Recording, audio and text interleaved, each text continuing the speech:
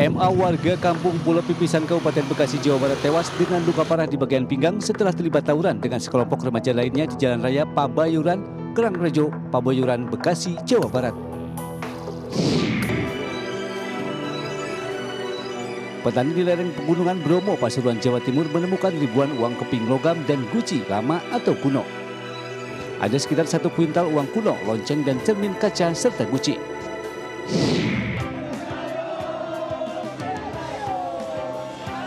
Mantan pelatih timnas Indonesia Sintayong pulang ke Korea Selatan pada Minggu malam. Pendukung STY beramai-ramai mengantarkan kepergian STY ke Korea Selatan dari Bandara Soekarno-Hatta, Tangerang, Banten.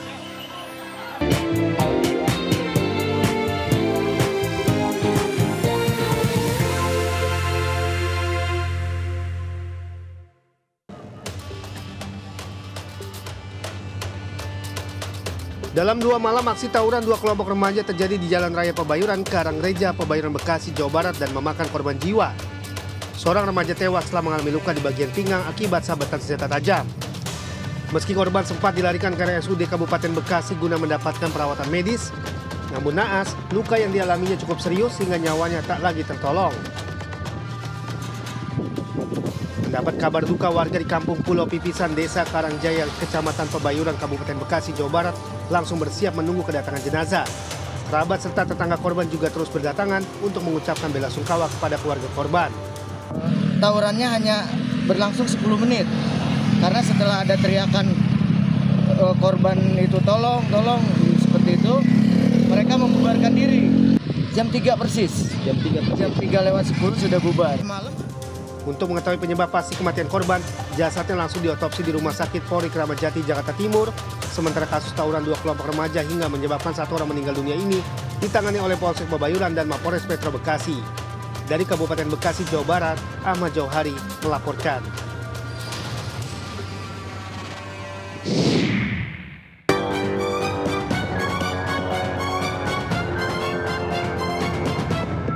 Pemirsa, potongan tubuh bagian kepala dari korban mutilasi UK ditemukan di pinggir jalan Desa Selawe, Watulimo, Trenggalek, Jawa Timur, Minggu pagi. Bagian jasad korban tersebut langsung dievakuasi ke instalasi kedokteran forensik Rumah Sakit Dr. Iskak, Tulung Agung untuk proses identifikasi dan pemeriksaan dari tim laboratorium forensik Polda Jatim. Kasat Reskrim Polres Trenggalek AKP Eko Widiantoro mengatakan kepala korban berhasil ditemukan berdasarkan keterangan tersangka yang telah ditangkap sebelumnya. Saat ditemukan, kepala korban berada di samping jembatan kecil, terbungkus plastik dan lakban berlapis-lapis. Barang bukti yang yaitu kepala korban dan bisa ditemukan tadi di wilayah Desa Selawe, Kecamatan Watulimo. Selanjutnya barang bukti dibawa ke lapor ke tim dari Polda Jatim. Sementara dari hasil pengembangan, potongan tubuh bagian kaki ditemukan di Kecamatan Sampung, Ponorogo. Kasus mutilasi korban UK, warga Kecamatan Garum, Kabupaten Blitar terbongkar setelah potongan tubuh utama ditemukan terbungkus koper di Kabupaten Ngawi. Dari proses penyelidikan, tim gabungan dari Jatantras Polda Jatim, Resmob Polres Ngawi dan Resmob Polres Tulung Agung akhirnya berhasil menangkap pelaku. Sebelum bagian tubuh korban lainnya ditemukan, bagian tubuh utama korban telah dimakamkan di Kabupaten Blitar pada Jumat malam. Pemakaman ini dilakukan setelah pihak forensik selesai proses autopsi. Pemakaman tersebut tetap dilakukan oleh pihak keluarga meski anggota tubuh korban belum lengkap. Dari Trenggalek, Jawa Timur, Anang Agus Faisal, iNews melaporkan.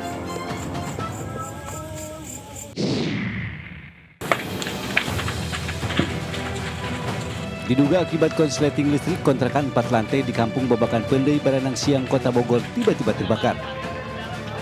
Penghuni kontrakan panik dan langsung keluar menyelamatkan diri karena api berkobar cepat. Banyaknya material yang mudah terbakar dan disertai tiupan angin kencang membuat api dengan cepat membesar membakar seluruh bangunan dan juga motor. Warga yang mengetahui kejadian itu pun langsung berusaha memadamkan kobaran api dengan air seadanya. Bahkan dalam proses pemadaman pun petugas sempat mengalami kesulitan karena titik lokasi berada di jalan yang sempit. Mau masuk lagi kamar, mau ngambil barang saya kan. Asapnya udah sama apinya udah dari bawah itu masuk ke kamar saya yang paling atas. Oke. Jadi udah nggak bisa diselamatin. Nggak ada yang bisa diselamatin. Terus Disinyalir dari konstruksi industri. Objek terbakar itu kos-kosan atau apa? Rumah dan ada yang kamar yang dijadikan kosan gitu ya. Ada 10 kamar kalau kurang lebih. Dengan mengerahkan 8 unit armada, akhirnya api berhasil dipadamkan selama 2 jam. Tidak ada korban jiwa dalam kejadian ini, namun kerugian ditaksir mencapai ratusan juta rupiah.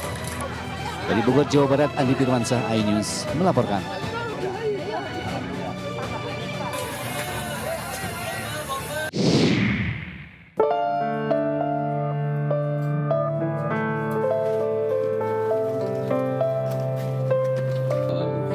Isak tangis mengiringi pemakaman korban kebakaran Plaza Glodok Osima Yukari. Sejumlah keluarga dan rekan korban sesama pramugari tak kuasa menahan tangis.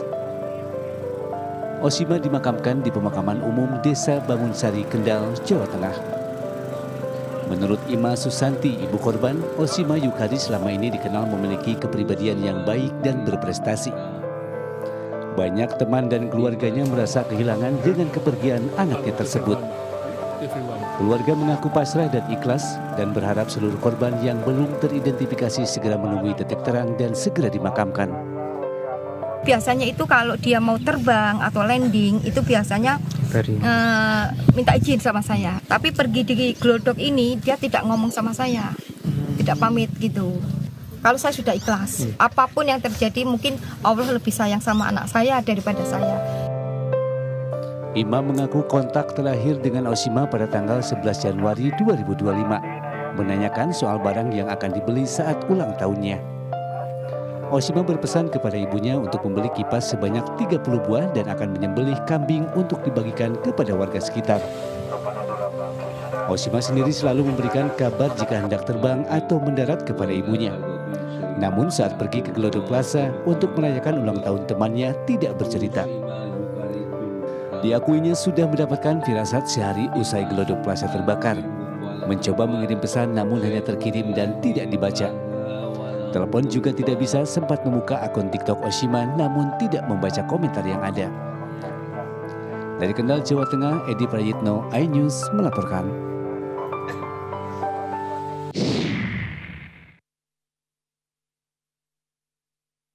Halo pemirsa, selamat pagi. Senang sekali bisa menemani pemirsa dalam buletin iNews Pagi bersama saya Reni Arumsari. Dan saya Safrida Asila, tentunya dengan beragam informasi menarik untuk pemirsa di rumah. Salah satunya mengenai tilang elektronik atau ETLE nih. Yang saat ini pemberitahuannya ini akan dikirimkan melalui WhatsApp. Kalau sebelumnya kan melalui surat ya, sekarang melalui WhatsApp. Betul sekali. Nah, pemirsa yang melakukan pelanggaran lalu lintas dan mendapatkan surat tilang melalui WhatsApp ini harus segera diurus dan dibayar dendanya ya. Kalau enggak, nomor polisinya bisa diblokir.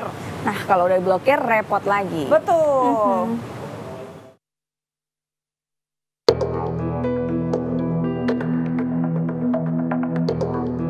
Pemirsa, mari tingkatkan ketertiban dalam berlalu lintas agar tidak terkena tilang. Pasalnya, Polda Metro Jaya resmi meluncurkan sistem tilang digital bernama Cakra Presisi pada 20 Januari lalu. Sistem tilang digital ini dibuat sebagai pengganti sistem tilang manual. Sistem tilang baru ini dilengkapi fitur mengirim surat tilang ETLE atau Electronic Traffic Law Enforcement menggunakan WhatsApp. Cara kerjanya dimulai dari kamera ETLE yang sudah terpasang di berbagai lokasi strategis. Fungsinya mendeteksi pelanggaran lalu lintas secara otomatis. Dengan sistem ini nantinya pengendara yang terkena tilang elektronik akan langsung diberitahu melalui WhatsApp. Melansir okezone.com, di Lantas Polda Metro Jaya Kombes Latif Usman mengatakan beberapa waktu lalu pemberitahuan itu akan dikirim ke nomor telepon pemilik kendaraan yang terdaftar. Pengendara akan langsung mendapatkan notifikasi jika melanggar aturan lalu lintas saat berkendara. Pelanggar kemudian diminta melakukan klarifikasi melalui situs resmi yang disediakan. Jika pelanggar tidak melakukan klarifikasi dalam batas waktu tertentu, nomor polisi kendaraan akan diblokir. Wah, inilah wong macul nemu harta karun karene londo. Pemirsa, petani di lereng Pegunungan Bromo, Kabupaten Pasuruan, Jawa Timur menemukan ribuan keping uang logam dan guci lama atau kuno. Penemuan uang kuno itu membuat sejumlah petani desa Andonosari, Kecamatan Tutur, Kabupaten Pasuruan, Jawa Timur menghentikan aktivitas bertani untuk sementara waktu. Ada sekitar 1 kuintal uang kuno, lonceng dan cermin kaca, serta guci yang ditemukan. Usai menemukan benda bersejarah itu, Karyono pun akhirnya pulang ke rumahnya di Dusun Selorok di wilayah lereng Gunung Bromo. Para tetangga pun ramai-ramai membantu membersihkan artefak. Namun sayang, uang kuno dengan ciri di tengah ada lubang segi 4 dan cermin sudah tak utuh lagi ciri fisiknya usai dimakan usia.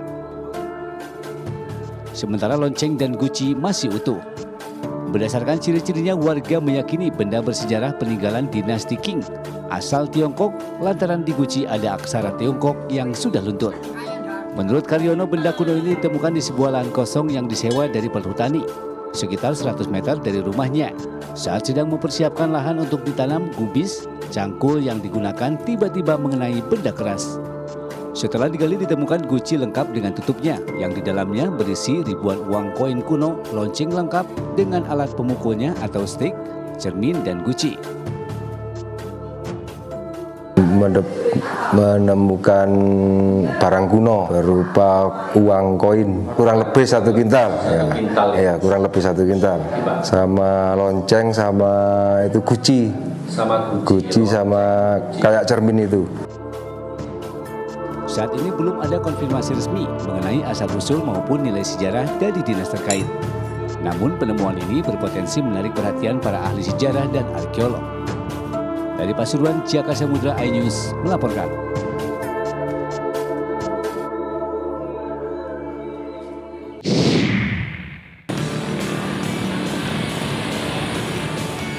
Kondisi lalu lintas menuju kawasan Puncak Bogor dipadati kendaraan pada libur panjang periode Isra Miraj dan Imlek 2025.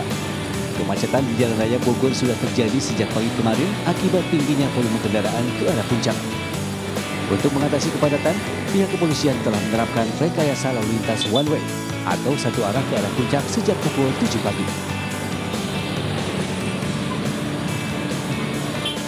Kendaraan dari arah puncak menuju Jakarta bahkan dialihkan melalui jalur alternatif untuk memberikan ruang bagi arus kendaraan menuju puncak. Hingga saat ini kawasan puncak masih menjadi primadona bagi wisatawan untuk menghabiskan libur panjang.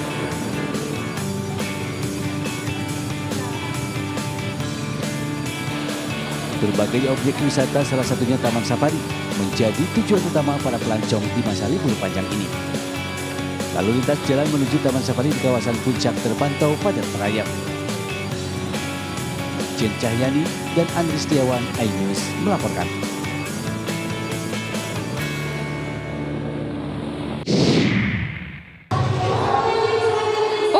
Libur panjang periode Isra Miraj dan Imlek digunakan masyarakat untuk berwisata bersama keluarga dan kerabat. Nah, salah satunya di sini di Taman Safari Indonesia yang masih menjadi primadona wisata masyarakat ya. Di sini selain mereka bisa mengenalkan anak-anaknya kepada satwa atau hewan yang ada di sini, ini ada 3.000 satwa dari 300 spesies yang berbeda, bisa interaksi langsung, bisa memberi makan dan banyak aktivitas lainnya. Nah, salah satu aktivitas lainnya yang spesial hanya ada di periode Imlek, ini bisa menjadi edukasi ya bagi masyarakat yang membawa keluarganya, membawa anak-anaknya untuk berlibur, salah satunya di Taman Safari Indonesia. Dari Bogor, Jawa Barat, Jen Cahyani bersama juru kamera Andri Setiawan dan Yudi Richard melaporkan.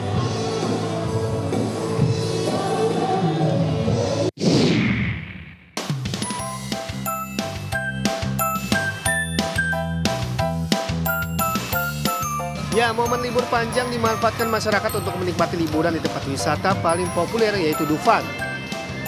Di sini pengunjung dapat menikmati hiburan seperti pawai yang memakai kostum dengan tema Imlek. Dufan sendiri menyediakan ragam wahana permainan dan hampir semuanya ramai antrian pengunjung. Meski begitu, pengunjung tetap antusias dan merasa senang bisa menikmati liburan di Dufan. Seru banget. Aku baru pertama kali kesini. Terus aku tuh yang paling seru kereta misteri soalnya. Soalnya itu tuh misteri banget. Kita itu kayak hantu-hantu gitu ternyata. Wah, kan kalian cobain aja. Jadi nggak dikasih tahu. Harus kalian cobain kesini. Sementara keramaian pengunjung juga dirasakan di Taman Mini Indonesia Indah Jakarta. Di sini pengunjung bisa menikmati rumah adat dari berbagai daerah Indonesia serta pulau miniatur yang bisa menjadi wisata edukasi bagi keluarga. Pengunjung memilih Taman Mini Indonesia Indah sebagai tempat wisata favorit mereka karena selain dekat, harga tiketnya juga cukup terjangkau. Kita kesini karena memang rumah kita kan di Tangerang Selatan ya, jadi relatif lebih dekat, terjangkau juga ya dibandingkan liburan ke luar kota lain ya kayak Bandung sama Bogor tuh udah macet banget ya, jadi Taman Mini kayaknya paling ideal ya. Selain itu terdapat wisata kuliner yang dapat dinikmati oleh pengunjung.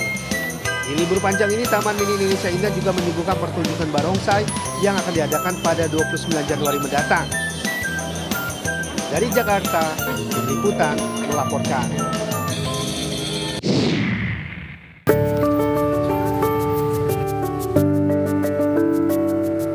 Kawasan Malioboro, Yogyakarta masih menjadi lokasi pilihan untuk berlibur. Para wisatawan dari berbagai daerah sudah mulai berdatangan ke Yogyakarta, terlebih singgah ke kawasan wisata Malioboro, Yogyakarta. Biasanya menjelang sore hingga malam hari, kawasan Malioboro mulai ramai dipadati oleh ribuan wisatawan. Bahkan sejumlah pertokoan perbelanjaan yang ada di kawasan Malioboro sudah mulai ramai diburu. Bagi wisatawan sendiri, Yogyakarta merupakan salah satu tempat yang nyaman untuk dikunjungi, terlebih di saat menikmati momen libur panjang seperti saat ini. Tempatnya enak ya, nyaman. Jadi emang sengaja lebih liburan ke sini ya untuk menikmati suasana aja di Jogja. Dulu sama keluarga atau teman-teman? Sama teman-teman. Tak hanya ramai wisatawan, Jalan Malioboro juga mulai dipadati kendaraan pribadi dari luar daerah. Diprediksi jumlah wisatawan akan terus mengalami peningkatan hingga Rabu mendatang. Dari Yogyakarta, Galuisma, iNews melaporkan.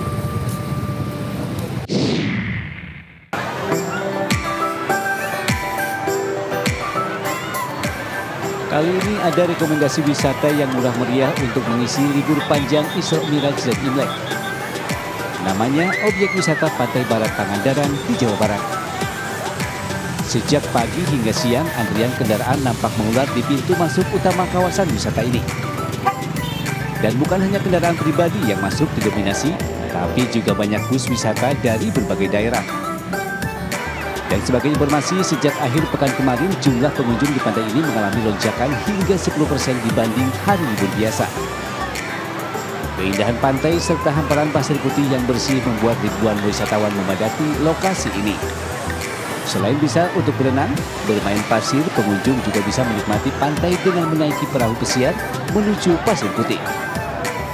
Mau melaksanakan liburan di Pangandaran itu pengennya di awal, kemungkinan yang lain kan datangnya nanti, mungkin nanti. Tapi kalau sekarang tapi lumayan penuh juga. Pantai Pangandaran masih menjadi magnet wisatawan, khususnya pada libur panjang. Tak salah jika wisatawan dari berbagai daerah selalu memadati pantai ini untuk bersantai bersama keluarga atau sahabat. Dari Pangandaran, Jawa Barat, Irfan Ramdiansyah, iNews melaporkan. Sabar. Mantan pelatih Timnas Indonesia Sintayong pulang ke Korea Selatan pada Minggu malam. Pendukung STY beramai-ramai mengantarkan kepergian STY ke Korea Selatan dari Bandara Soekarno-Hatta, Tangerang, Banten.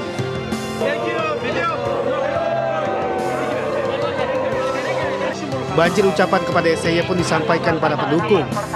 Mereka menganggap STY sudah berjasa terhadap sepak bola Indonesia dan pemain timnas. Sementara saat tiba di bandara, STY menyampaikan harapannya bagi timnas Indonesia dan mengucapkan terima kasih kepada PSSI serta pendukungnya.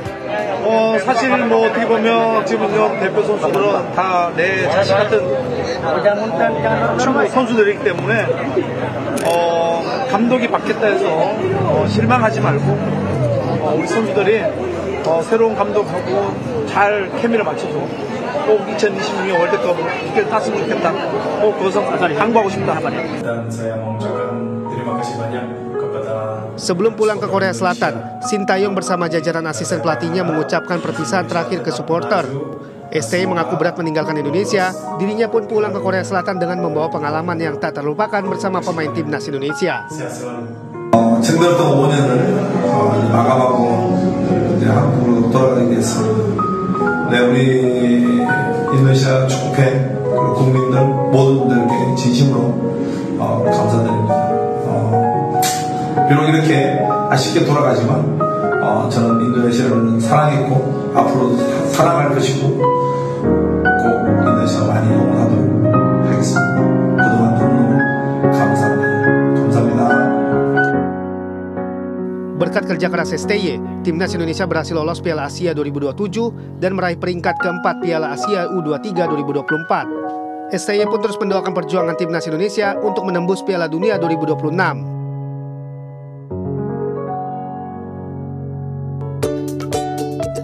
Sebelumnya Sintayong resmi diberhentikan dari tugasnya melatih Timnas per 6 Januari 2025. Posisinya digantikan oleh Patrick Kluivert. Usai tak menjabat sebagai pelatih, STY sempat terlihat menyibukkan diri dengan sejumlah agenda. Salah satunya mengikuti syuting film layar lebar berjudul Ghost Soccer. STY hanya berperan sebagai cameo atau tokoh yang berperan singkat. Pelatih sepak bola asal Korea Selatan ini berperan menjadi diri sendiri dalam film tersebut. Meski hanya sebagai cameo, STY mengaku senang dan menikmati syuting film.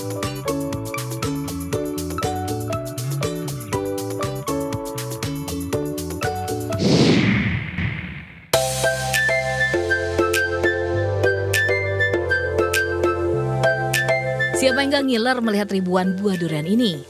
Buahnya yang besar dan warnanya yang hijau kecoklatan menandakan durian-durian sudah matang dan pasti rasanya manis dan legit di lidah.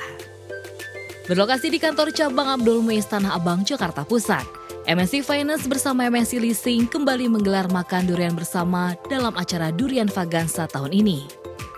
Ajang ini menjadi persembahan untuk para mitra dan rekanan yang telah berkontribusi serta mensupport kinerja MNC Finance dan MNC Leasing selama tahun 2025. Menyampaikan rasa terima kasih kami bahwasanya selama ini perusahaan kita telah dibantu ya dalam segala hal, baik dari sisi kreditur, dari sisi insuran, dari sisi kerjasama kita dengan debitur yang sudah berjalan dengan baik. Pada acara Durian Vagansa tahun ini, MNC Finance dan MNC Leasing menyiapkan sekitar 5.200 buah durian, baik durian lokal maupun durian premium yang tersedia berbagai jenis. Makan sepuasnya, bawa pulang suka-suka. Ya, jadi memang teman-teman semua dari bank, dari multi finance, dari asuransi, dari lelang dan agensi juga hadir. Jadi dengan MNC kita kegiatan tidak hanya ini. Iya. Kami pernah camping bareng, kami pernah bermalam bareng di Baduy, ya, bermalam bareng di Sukabumi. Durian Vagansa yang diinisiasi MNC Finance bersama MNC Leasing ini diharapkan dapat mempererat hubungan antar perusahaan serta simbol keberhasilan dan kolaborasi kesuksesan bersama. Dari Jakarta, Rian Rahmat dan Muhammad Zulkarnain, iNews melaporkan. Jangan kemana-mana ya pemirsa, Buletin iNews Pagi akan kembali sesaat lagi dengan informasi menarik lainnya.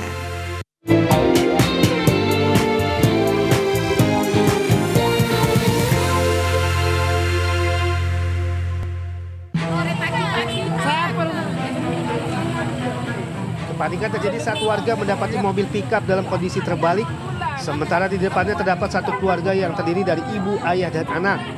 Saat diperiksa, ayah dan anak yang baru berusia 3 tahun telah tewas di tempat, sementara istri dalam kondisi kritis.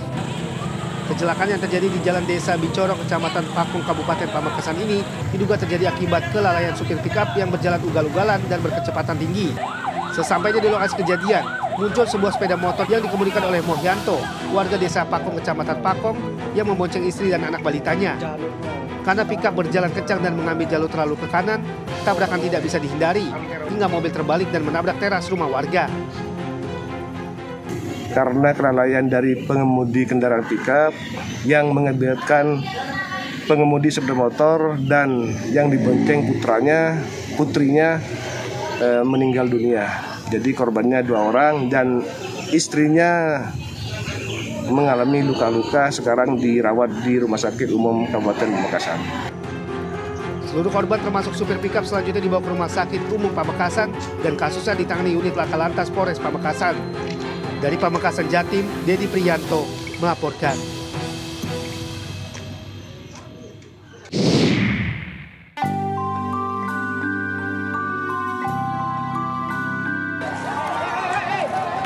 Yang namanya gunungan pasti hasil akhirnya akan jadi rebutan.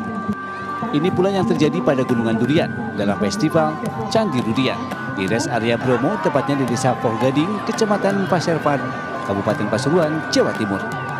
Mereka nekat naik atas Candi Durian demi mendapatkan durian sebanyak-banyaknya. Tak hanya itu, beberapa warga juga nekat memanjat Candi Durian untuk mengambil durian dengan kualitas super. Saling dorong pun kerap terjadi tanpa memikir resiko demi mendapatkan buah yang memiliki khas tersebut. Hanya butuh waktu beberapa menit saja, ribuan durian gratis telah habis diserbu pengunjung. Meski cukup menyenangkan, namun sebagian warga mengaku khawatir jika ada yang tertimpa durian dari atas gunungan. Tiga. Ini satu dua tiganya. Dengan acara ini gimana Mbak? Seneng apa? Seneng. Ya. Harapannya seperti apa? Seru enggak? Seru, apalagi kalau kegiatan ini dilaksanakan setiap tahun, pasti bagus banget. Menurut panitia, 1.600 durian ini didapat dari berbagai pedagang durian di wilayah kecamatan setempat. Pasalnya saat ini sedang panen raya durian lokal berbagai jenis seperti durian unggulan bernama Laron dan Bajul. Itu jumlahnya sekitar 1.600 dengan berbagai jenis macam durian. Ya, karena itu kita beli dari petani-petani yang ikut di pasar kita hari ini. Rencananya event Candi Durian ini akan digelar setiap tahunnya dengan menambah jumlah durian agar masyarakat yang hadir dapat membawa pulang ke rumahnya masing-masing. Dari Pasuruan, Jawa Timur, Jaka Samudra iNews melaporkan.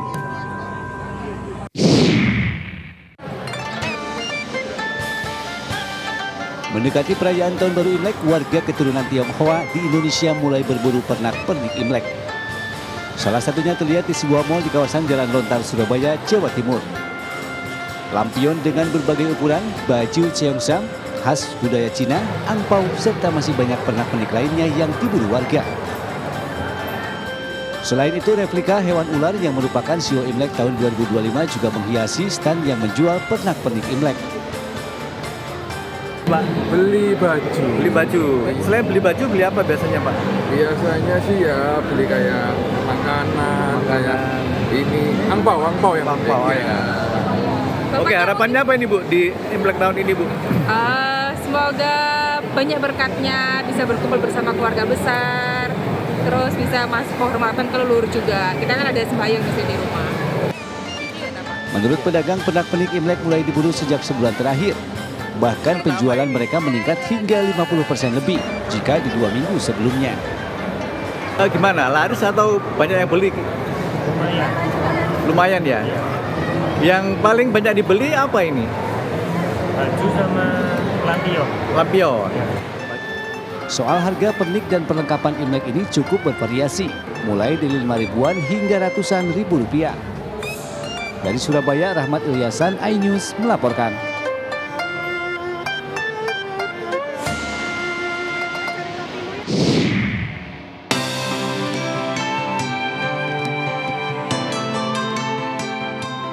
Puding dengan rasa manis serta paduan topping yang beragam biasanya disajikan sebagai hidangan penutup.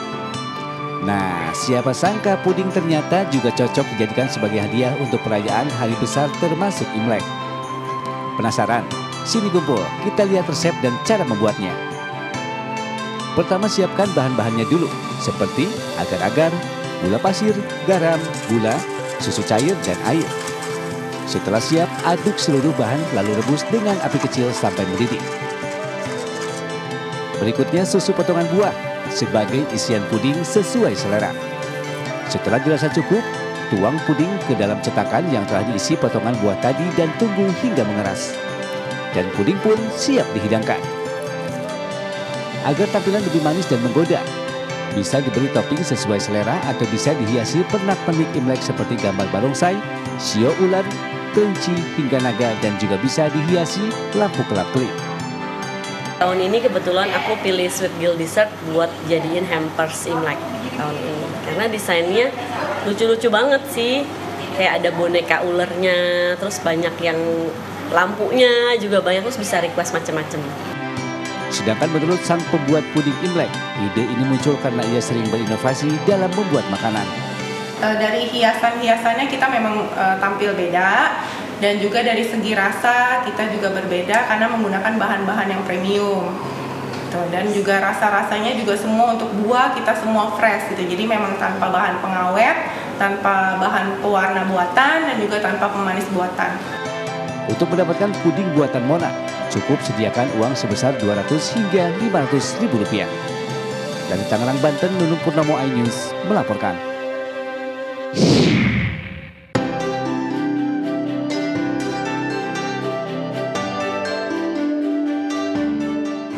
Ayo, siapa yang suka dikasih kue ini pas perayaan Imlek? Ternyata kue yang kenyal lengket dengan cita rasa manis yang khas ini melambangkan harapan agar keluarga terus bersatu, rukun dan beruntung sepanjang tahun. Menjelang perayaan Imlek, kue ini mulai diburu warga yang ingin merayakan Imlek. Tak ayal sejumlah pelaku usaha kue keranjang di Kota Palangkaraya, Kalimantan Tengah kebanjiran orderan. Salah satunya di tempat usaha Singkawang yang berada di Jalan Banda, Kelurahan Pahandut ini. Menurut pemilik usaha, dibandingkan tahun sebelumnya, pesanan kue keranjang tahun ini meningkat hingga 10%. Bahkan pesanan tak hanya berasal dari warga sekitar, melainkan juga berasal dari luar kota hingga luar negeri. Dan ternyata cuma butuh ketan putih dan gula pasir serta daun pandan. Bahan kayu yang telah dicampur lalu dikukus selama 12 jam menggunakan api dari kayu bakar lalu tuang ke dalam cetakan. Meningkat sih ya untuk tahun ini. Berapa persen meningkat? 10%. 10%. Kita kirim Jakarta juga, kan ada juga ke luar negeri. Ada ke luar negeri? Iya.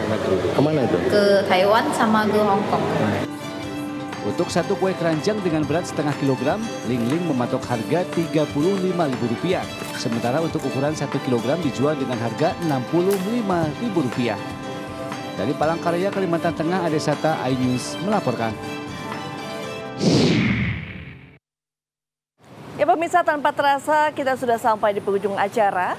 Terima kasih kepada pemirsa yang sudah menyaksikan Buletin Ayus Pagi dari awal hingga akhir. Anda juga dapat mengakses dan memperbarui informasi yang kami tayangkan tadi melalui portal okezon.com.